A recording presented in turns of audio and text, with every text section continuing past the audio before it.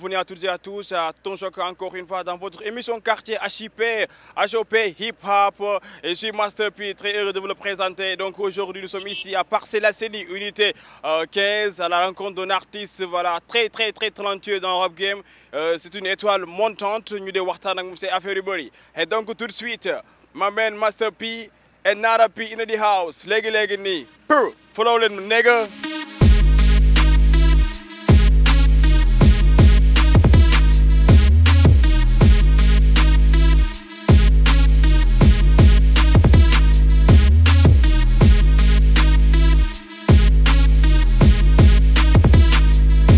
Suivez-moi, je suis à Parcelles Assainies comme vous le savez, man.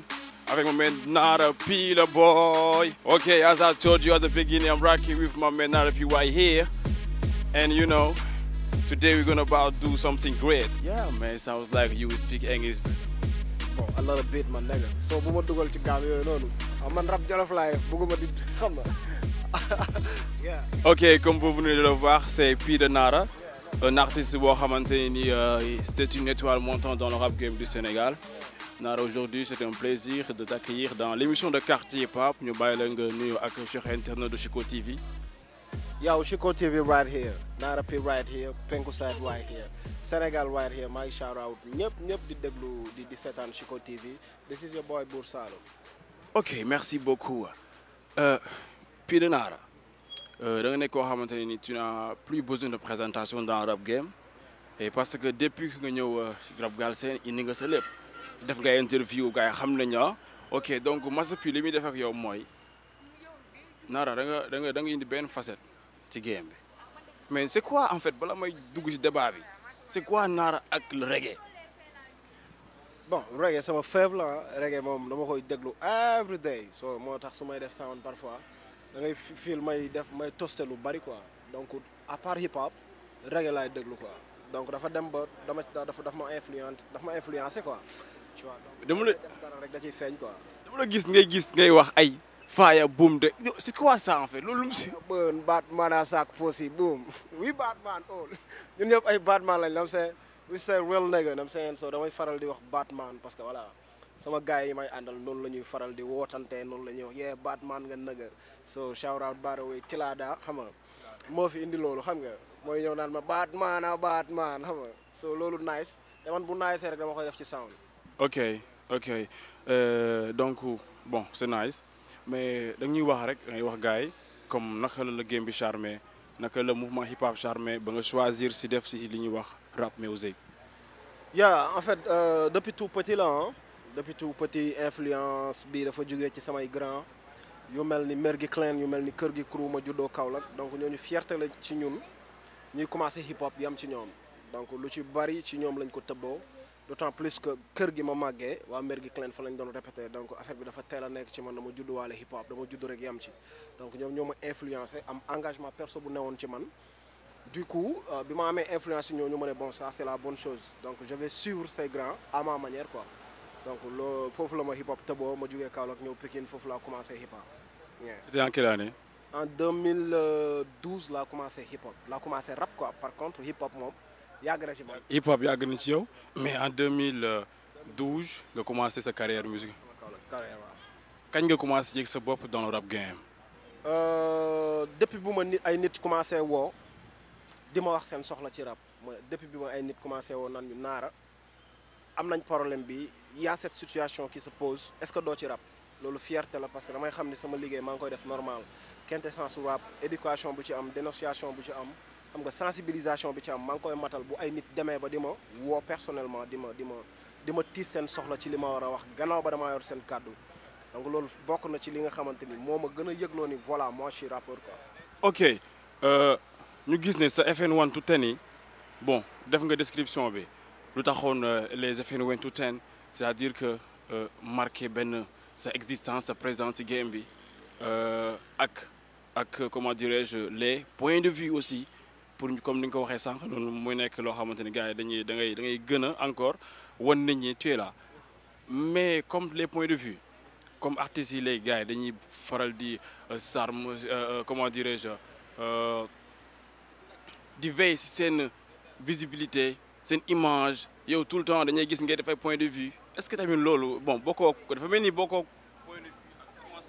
En fait c'est un peu différent mooy ci sama carrière j'ai pu trouver des méthodes yoo xam ne pour hiérarchiquement ma mën a atteindre sama objectif la quoi parce que man rappeur là je suis un peu différent de ñenn ñi nga xam ne par exemple voilà il se sert du rap pour def li leen neex quoi ay rappeur la ñuy woowee seen bopp mais li nga xam ne moo war a remplir xam nga nekk rappeur des na ci ñoom mais man rappeur la tu vois donc voilà c'est un peu différent image bu rafet ci game la bokk das business moom mooy forme bi rafet moom mooy voilà booy génn ñu xam ni diw génn na bu defee image ñu xam ni image bi c'est dope def nañ ci ay moyens pour mu nice mais il y a quelque chose qu'on appelle être plus proche de la population mooy voilà am na ñoo xamante ni amuñu jotu dugg ci YouTube pour taper xool sa clip bi nu mu nice am na les sénégalais lambda yi nga xamante ni connexion mooy suñu papa yi suñu yaay yi dañu am connexion dañu am téléphone seen doom yi dañ leen jëndal téléphone pour mën a déggante ak ñoom donc lii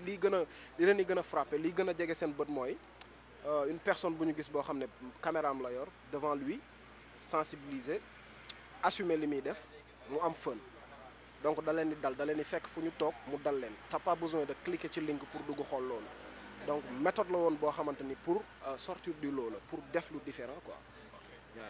ok merci loolu c'est très important mu mel ni artistes yi gars yi dañuy négliger loolu parce que tamit comme ça luy xew société bi gars yi artistes ñi nga xam dañuy gën a fës waxuñu dañuy toog di noppi te surtout rappeur gars yi dañuy di déglu donc day baax ñoom tamit ñuy génn di wax seeni xalaat wala di yedd nit ñi ba à ce point que du ñu egg si yenn stade bi comme xew-xew yi comme ni ñu koy defee noonu en tout cas on te remercie sur ça. artistes yi war nañ bàyyi xel ci loolu dañuy génne di wax comme le cas de Nit Doff ñu koy shout-out Baraway moom day génne di wax tout le temps c'est vraiment important Naar dafa am benn slogan booy wax muy falaise de Bandiagara. waaw c'est quoi falaise de Bandiagara.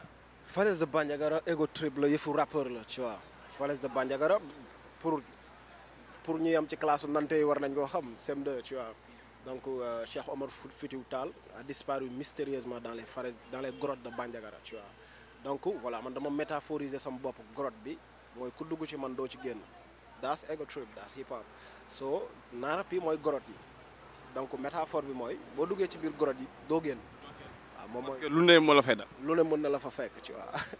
P de Naar da booy bi dafa bëri problème.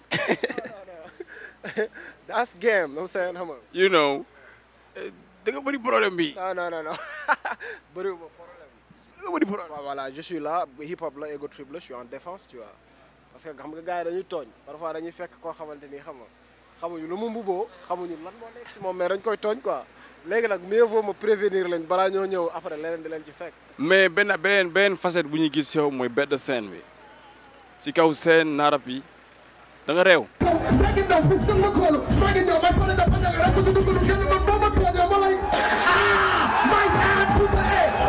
waaw réew vraiment désolé mën nañ ko wax réew mën nañ ko woowee réew parce que waaw du am insolence du am vulgarité vulgaire xaw ma nan lañ koy waxee tu vois du vulgaire je veux dire donc je fais de mon mieux pour ñii di ñëw di ma seetaan si ñoo xam ni kii dafa ñëw indi luy dund quoi dafa ñëw indi quelque chose de vivante quoi mooy su may joué ci scène je fais de telle sorte que bii mooy sama last scène bii mooy sama voilà bii laay mujjee jouer pour respecter ñi may seetaan donc je fais ce qu'il faut damay sumee ko bu ko jaree je fais des trucs yoo xam ne boo ñibbee di nga ci mën a waxtaan ak sa gars yi Naar P bu mu ñëwee démb lii la indi donc c'est un peu différent da nga def son nit dégg ko këru ko donc bu ñëwee ci concert bi dafa am lu war a loo xam ne dafay différent ak li muy déglu son parce que concert la live and direct lay jouer donc c'est ça doit être différent quoi. Yeah. ok merci beaucoup c'est important moo tax à chaque fois dañuy gis Naar P bête de scène dañu naan Kaolack laa dëkk booy.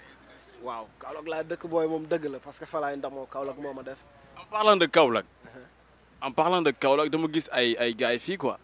waaw fii de Kaolack la moom Kaolack en mode fii xam nga ñun daal Kaolack ñu ngi nii xam nga fii lañ nekk Dakar ñun ñëpp ko bokk waa Kaolack yi nii. mais fii dama gis ay Kaolack waa kese laa gis. waaw ñoo fi nekk waaw this is Latir sama real nigga sama manager kii mooy Pispa aka Ngiriston am seen Pape Diallo Laye Gueye sama président Gadiaga seen last MC last from Richard Toll pas last MC rest in peace to last MC mais last from Richard Toll am seen kii mooy baax kii mooy lépp ci man jëlal waajee ci ginnaaw jëlal waajee di dem kële mooy baax xam nga this is my real nigga yeah this is my real nigga am seen xam nga Laye Gueye est là sama bras droit moo ngi na le moo silvissé xam nga ñii ñëpp waa Kaolack lañ xam nga fii nu mu tudd. fii parcelle unité 15 ah fii Kaolack la tudd fii Kaolack la tudd fii Kaolack fii boole ko ci Kaolack. For real.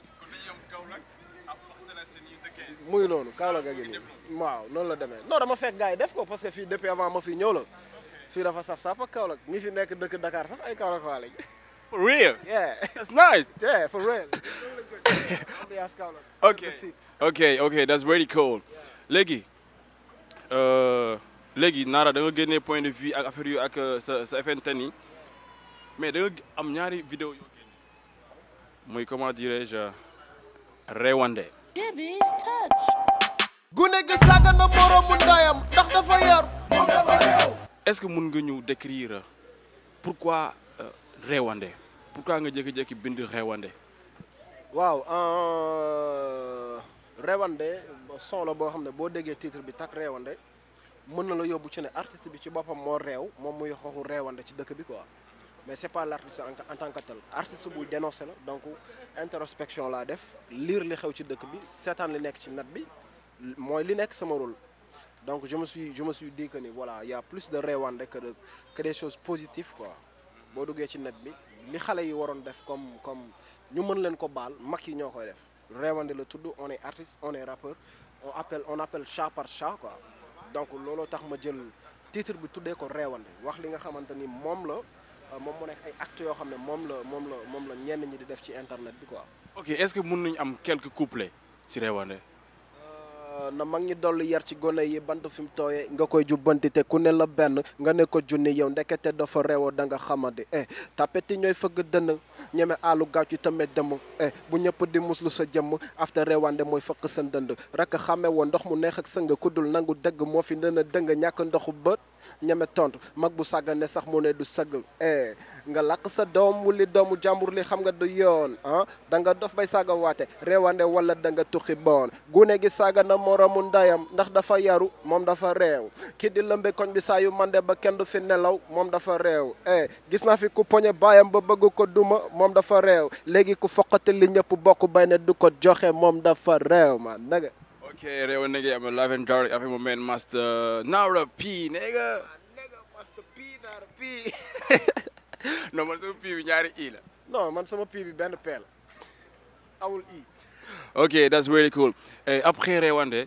nga fa dafa mel ni dafa am benn projet boo xam da nga koy waaj à chaque fois da nga ciy wax muy Kirama lu mu lamboo Nara.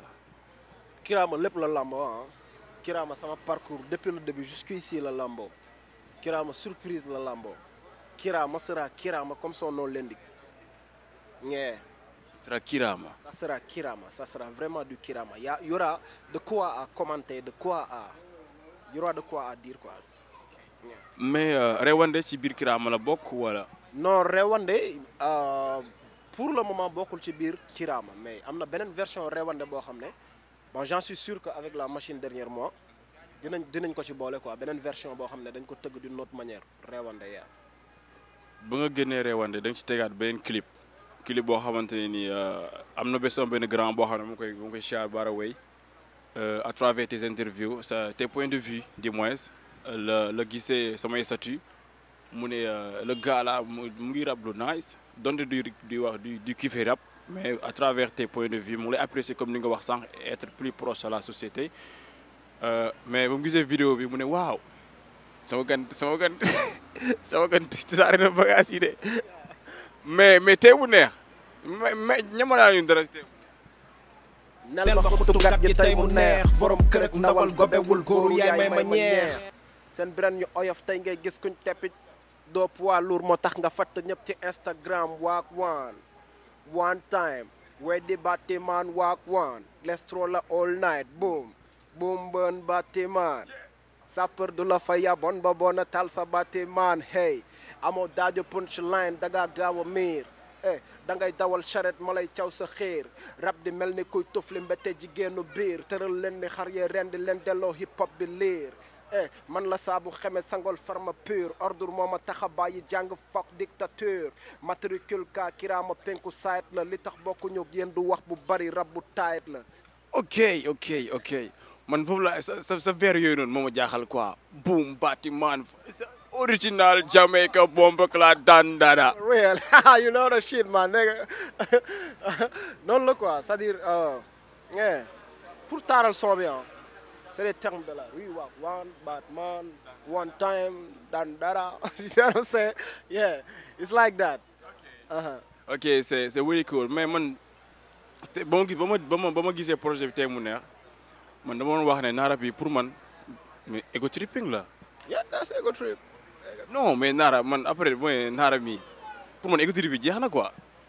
waaw ego trip mënul jeex ci rap ego trip mooy arme rappeur quoi lan moo la poussé ba nga bind loolu parce que man dama yaakaaroon ne sa FN 1 to 10 yi pour yow d'accord kay xam nañ ko mais après encore tey mu neex dafa gën a neexaat FN 1 to 10 c'était un son c'était un projet boo xam ne c'était pour me valoriser c'était des freestyle bu ci nekk amul refrain tu as vu voilà comme ay normes freestyle laa ko defee ba mu jeex tu vois donc mais tey mu neex mooy son officiel bi mu njëkk a génne comme ego trip bu am couplet am refrain am agencement quoi tu vois donc c'est ci dynamique bu préparé Kirama la quoi donc looloo tax ma def tey mu neex te dina gën a neex am na daa war a neex am na xam nga affaire yi daa war a neex yow xam nga loolu. dafa war a neex bu baax c'est important mais Nara lan moo la gën a neex ci rap game bi lan yow ci sa carrière musicale lan moo la ci gën a neex lan loo xamante ne nii boo ko sentiree nii boo ko toogee xalaat ko rek da ngay am mbégte quoi da ngay sentir sa bopp ne yeah tu existes. waaw li ma ci gën a neex bokk na ci sama papa woo ma di commentaire sama son je connais mon père newul ci son newul ci yooyu c'est un journal la xam machin donc mon père m'a appelé il m'a dit mais bon j'ai écouté tes trucs là ma ne ko ouais mu ne ma mais bàyyi sa saaga yi nag ma ne ko ok bàyyi naa ko comprendre nga mais mu ne ma mais yow en fait kon da nga bañoon jàng mais tu n'es pas moins intelligent quoi.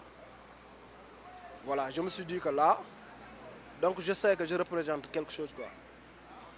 Tu vois, parce que sama papa il n'est pas hip-hop, il n'est pas newul sax ci musique daanaka. Donc bu demee ba woo ma recognize sama son, recognize sama projet, mooy ñeneen ci àdduna bi mën nañ ko recognize. Donc pour man atteindre grand public bi ça sera pas un problème. Parce que au moins j'ai des lyrics accessibles quoi. Loolu bokk na ci li ma gën a neex ci sama carrière li nga xam ne nag moo ma gën a neex ci sama carrière yeeg seegul. mooy bu Kirama génne.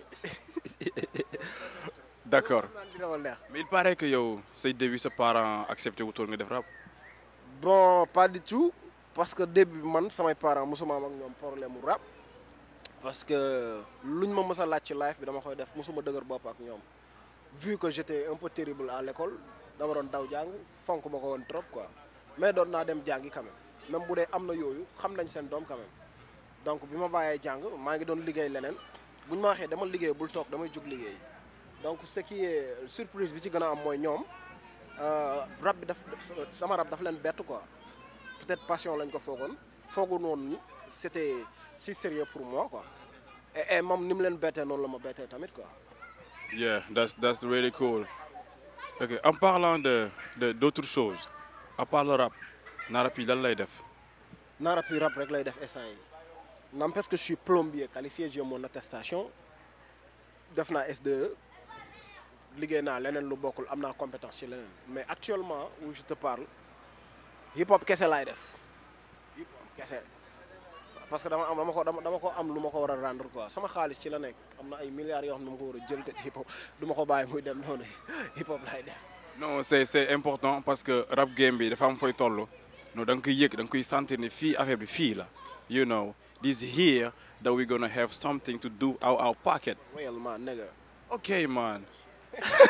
You know it, man. Okay, en parlant de know that shit, tu t'es parti aux États-Unis. Pour faire quoi là-bas? Da nga dem États-Unis?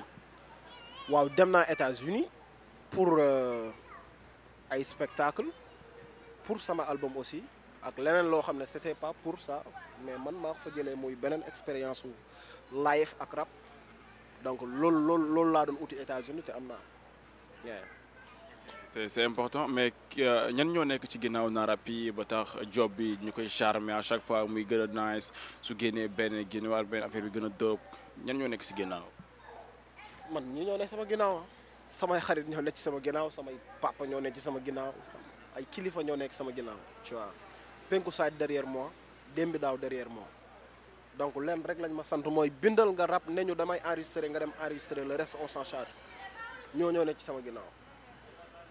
Okay, that's nice, man. That's nice. Nous sommes en direct avec Nara P, aka you know, aka God Gun, aka Fale de Bandiagara, aka Original Jamaica, Bomboclat, Dandada. Et donc c'est avec un grand plaisir. Et Nara P, nous sommes presque à terme de cette émission. Donc nous allons peut-être nous dire the last words. Wow, nice, hein? Content ci Chico TV. Yeah, content ci sama real nigga Master P ak gaay yu mu àndal. di wax gars yi ne voilà Kira moom ñor na vous l'aurez d'ici peu ñemewuma wax date par contre gars yi ñu ngi ci waxtaan voilà xam naa ni sama yeneen sorties yi ma nar a def du ñàkk dinaa joxe date wala dinaa joxe mois incha allah donc ma jox leen dara kon baal ma yeggali tey mu neex. One time we hanging it for real and we doing it for real check I say this is right. Kira Mai is on the way, dina la bal ñi mënta fay hey left to the right but man in a place run for the cover time mu neex yow from the bottom to the top woowee leen ma dem ñëpp lay lekk après mu jeex ku wax bu bari di jay tànnal ku ñuy géewal dama ñu sama rap man la neex te boo ci béggul deewal ma doon risque USA yéen ngeen di buuxante ma jël ko légèrement def bégation yéen ngeen di lekkante let's game calm down boo sañoon kenn dee ci ñoom lay dégg ci say sound amoon ndogol mais boo sañoon ma génn town xooy ma poche bu di sa doole matul ci man benn pound xam nga kan mooy sama gel bi madame microphone Nara moo koy fokk nii de câlin nii de phone mën nga buubaale say de bës boy munoo leen ma saltel dirty mind man la mbëbës boy bullshit yi pel mel man rap du teg xel ma ni nga fexel naviguel sa mind bro cherchel bu ko kenn coytu ki en tout let's break it down right now 1 to the 2 Master P respect. Okay, let's break it down. The time is over. Quartier Hip Hop. Jeex na tàkk yu mel ne Yoram Saint, mesdames et messieurs. Donc je vous donne rendez-vous ak ay yeneen numéro. Donc it's over with my man Nara P. Check it out, nigga.